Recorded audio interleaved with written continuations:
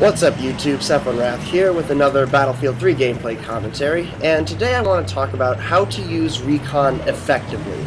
Now, it used to be, before the patch about a month ago, that recon was arguably the worst class in Battlefield 3, and I think it's still circumstantial at best. However, the patch certainly made it a lot more usable if you know what you're doing. It fixed an issue with semi-automatic weapons jamming if you press the trigger too fast. It fixed an issue with accuracy failing with the sniper rifles if you aim down sights while moving around a corner, and I think it gave all sniper rifles a slight damage buff. So you'll see I'm using the SKS in this gameplay, and that's because the SKS is very effective at virtually all ranges. It fires pretty quickly now that the semi-automatic weapon glitch is fixed. It's fairly accurate, and it has 21 rounds in a clip, so it can take out many people at multiple ranges. Here you'll see I'm using the radio beacon and the MAV to help me attack this base, and the reason why I'm doing that is because you'll see that I get taken out here, and if I hadn't put that radio beacon down outside the base, I wouldn't have been able to spawn back in here and immediately start taking D again.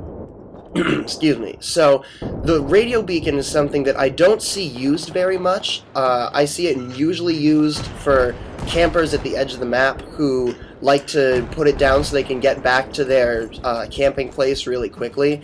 But a really effective way to use it is to put it outside an enemy base like that, so you can spawn right back in and start attacking an area that's held by the enemy without having to spawn in an area that you control and then walking all the way back over. I also put the MAV down there so I can see where enemies are around me, and that way I won't get surprised if someone happens to spawn on me, and I can continue taking the base effectively. Now, back to the weapon that I'm using. I believe I'm running a flash suppressor, bipod, and the Russian holographic scope on this weapon.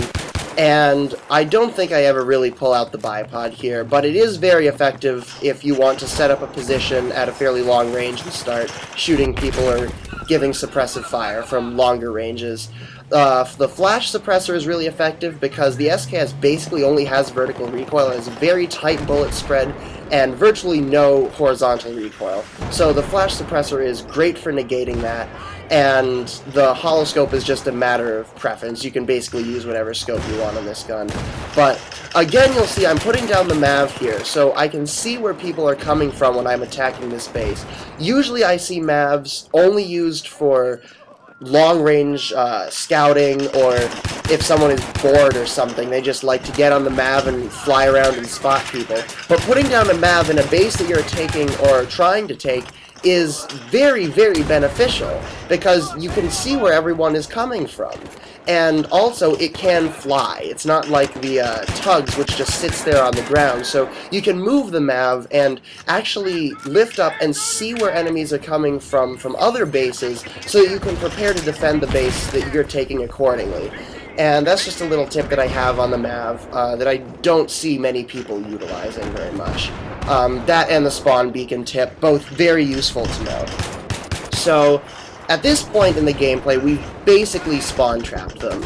And again, this is where the SKS works pretty well, because it's good at close range for capturing those bases that you saw me capturing, but then it also works at fairly long ranges like this, so you can still engage yourself in combat when you're sort of spawn trapping the enemies and you don't have much to do.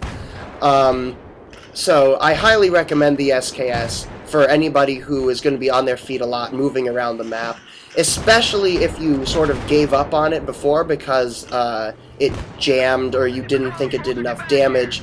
But now that the patch is out and the glitches with semi-automatic weapons have been fixed and it's gotten a damage buff, the SKS is probably one of my favorite weapons.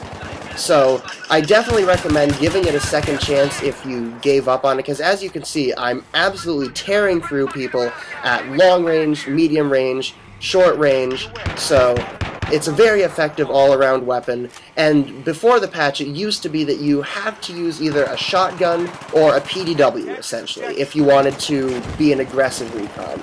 And now with the SKS, as powerful as it is, you can be an aggressive recon without having to sacrifice range or anything like that. So if you plan on being an aggressive recon, I highly recommend this setup. and give it a try. If you don't like it, you don't like it, but I find it's very, very effective. It's easily my favorite recon setup, and I wish I saw more people using it because we probably have less campers sitting on the edge of the map doing nothing if people used this setup. So, another thing that I want to talk about is just the patch in general, a little bit about it. I don't want to talk about it too much because hundreds of videos have already been made on it. But I do like the patch overall. I love the gameplay changes with regards to weapon balancing and gunplay. The changes to the attachments and recoil patterns of weapons are really nice. I love how claymores and C4 go away after you die. I like that you can tank snipe and rocket snipe helicopters with unguided tank shells and rockets, and it kills them in one hit, so there's no more people just sort of hovering there doing nothing with 2 repairmen on each side of a scout helicopter. You can now shoot them down instantaneously if they're going to do that. I think that there are definitely some things that still need work. They said they were going to fix jumping, vaulting, and proning animations and speed so that they're smoother and feel more natural. It definitely feels like an improvement over what they used to be, but it's still not ideal. You still get sort of stuck on low objects, and it can be hard to come out of prone sometimes, but those aren't big complaints. The big complaints that I have about it are probably how guided shells and other rockets and projectiles that have been locked onto with, or rather, projectiles that lock onto laser designations can now be distracted by flares. I feel like if your team has gone to the trouble of laser designating something, you have someone on your team competent enough to lock onto the laser designation with their javelin or guided shell or whatever, and the enemy helicopter or whatever you're locking onto is dumb enough to stay within range of all that, then you should be able to just launch the shell or the rocket at them and kill them. I think it's sort of silly that they can just flare it off after all that and fly out of range. On the other hand, the javelins have gotten a huge buff since the patch, and it's been out for a while now, so I've run into lots of different situations with rockets and javelins and stuff like that, and oh my god, they are so powerful now. They basically disable you in one hit unless you have reactive armor, and guided shells take out, I believe, 70 damage, 70 health from your tank now. So you basically have to be running guided shells if you want to be successful in the tank. And I don't agree with that because it takes away from variety. It takes away from choice. It takes away from basically all of the other upgrades that you unlock and forces you to use one specific upgrade, which I don't really like. So I disagree with that. I also disagree with the changes to suppression and how absolutely ridiculous the suppressive effects seem now. It's like a guy fires 2 shots at you and you're fully suppressed and your accuracy gets decreased by about 300% or something crazy like that. I think it takes away from the skill of gunfights. It makes it so basically whoever shoots first automatically wins, and it rewards people just spraying and praying in the general direction of enemies without really knowing what they're shooting at.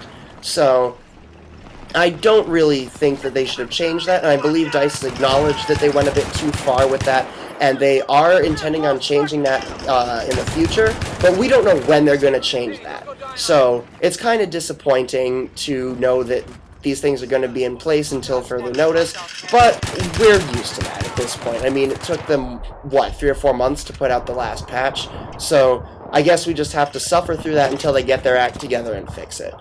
One other thing that has been becoming more and more apparent since the patch has been out, and I've seen more and more and more of it, of course, is rented servers, and specifically gimmicky rented servers. That is, servers that have 1,500 tickets, only run 1 or 2 maps, or have silly rules like you're not allowed to use rocket launchers, C4, or anything like that, basically because the admin doesn't want to get killed by something like that. And it's really ruining the game. This footage was recorded a few weeks ago before there were so many rented servers, but now all you see is rented servers. And most of them are just you don't want to play on them. You don't want to play only 1 or 2 maps over and over and over with ridiculous ticket counts so the game lasts 2 hours. I just don't see the appeal in that. I don't see why someone would want to play it that way. And so what it's come to is you basically have to find a few servers that you really like, favorite them so you can go back to them, and hope that those servers are populated and still up when you get back to the game the next time you play. And I really, really hope that DICE either adds a filter so you can filter out the number of tickets in the servers that you're trying to find, or they do something to make their DICE-run servers more prominent, because right now it's just so obnoxious. There's so few servers that I actually want to play on, and it's really unfortunate because I really like the changes that they've made to the gameplay. As you see, we steamrolled the other team there thanks to the changes they made in Recon, really, and how easy it was to use the SKS effectively there. So, I guess to recap, use the SKS, try Recon, give it another chance, use the Mav and Spawn Beacon effectively, and you'll probably do really well. Also, let's hope that DICE gets their act together and does something about these servers and suppression and all that stuff. But I am liking the patch overall. So thanks for watching the video. Hope you enjoyed it. Have a nice day.